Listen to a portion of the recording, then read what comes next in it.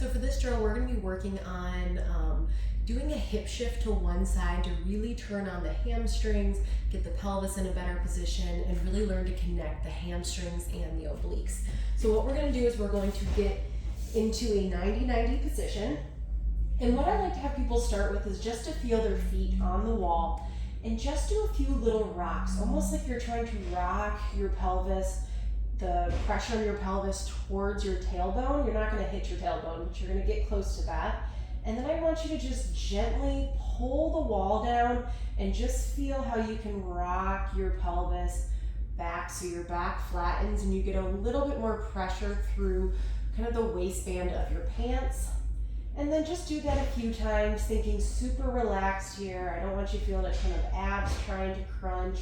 If anything, you might just feel a little bit on the back side of your legs as you rock that pelvis back.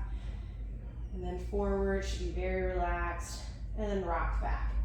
So what we're gonna do is we're gonna start with our pelvis in more of that rocked back position where our back is flat to the ground, our heels are pulling down on the wall just a little bit, and you're gonna continue pulling just enough so your back or your butt just barely comes off the floor.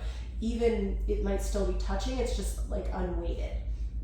Once you're there, I want you to look at your knees, and I'm gonna have you shift so your right knee is higher than your left knee. So when I'm looking here, I have about 1.5 inch, 2 inch difference, and I feel more weight when I shift my right knee up. I feel more weight on my left side. So I feel some pressure on my left low back and left side of the pelvis.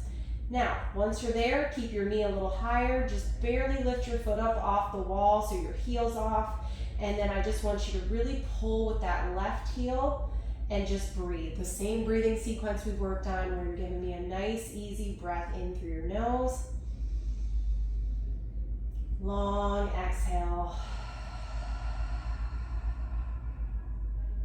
Open mouth sigh. Try to exhale until you feel some of those deep lower abdominals kick on, and then keep some of that tension and inhale. Exhale. You're maintaining this position the whole time.